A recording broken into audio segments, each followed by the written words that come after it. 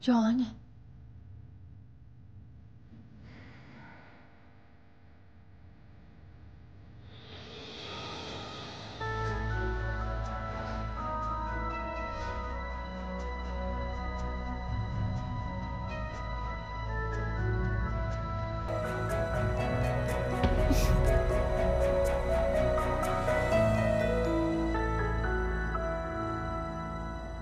Muntik ka ng pasukan ng gagamba. Nakanganga ka kasi matulog.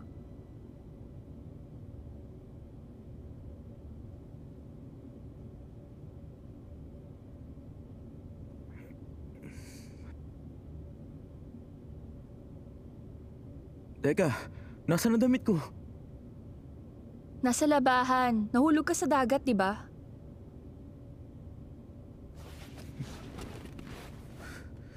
Pero, sino nagbihis sa akin? Si Aumang nagbihis sa'yo. Huwag kang mag-alala. Wala akong ginawang masama.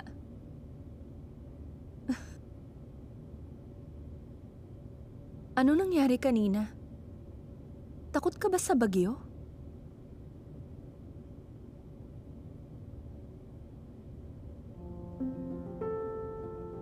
Alam kong napagod ka. Magpahinga ka na. Bukas na tayo mag-usap.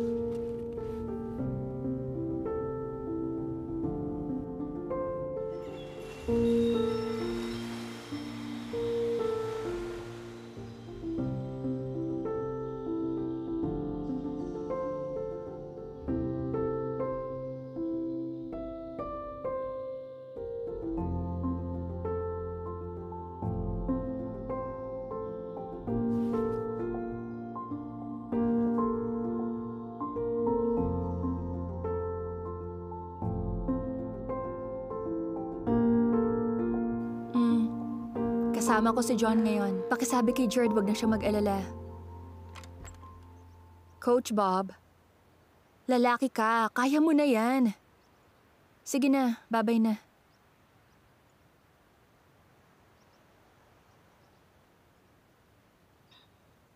Ba't nagpunta ka rito sa island? Para ibalik ka bilang coach ng team. Merong match mamayang gabi.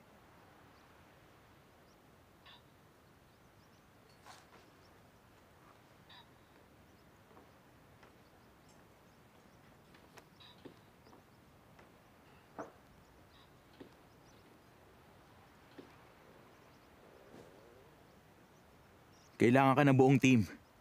Kapag wala ka, nawawalan kami ng pag-asa.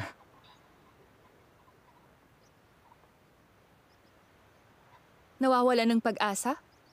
Pero wala namang may pakialam sa nararamdaman ko. Pero,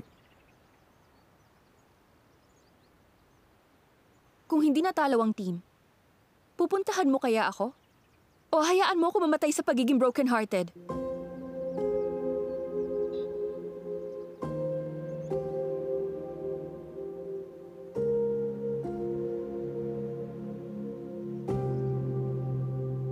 kaya ba ayaw mong bumalik?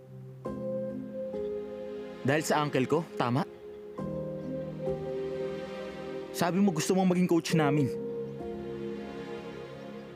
Ba't hindi mo kaya sila bigyan ng pag-asa sa pagsasabi na tutulong kang maging national team kami? Pero pinabayaan mo lang kami. Wala ka bang pakialam sa kanila? So, pagkatapos pala ng lahat, ginagawa mo lang yon para sa isang lalaki?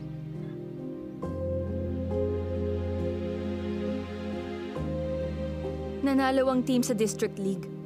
Kahit hindi pa tayo nagcha-champion, hindi pa marunong maglaro noon ng ibang teammates natin. Pero ano nangyari sa kanila? Nag-improve sila, di ba? Kung ginagawa ko to dahil sa isang lalaki,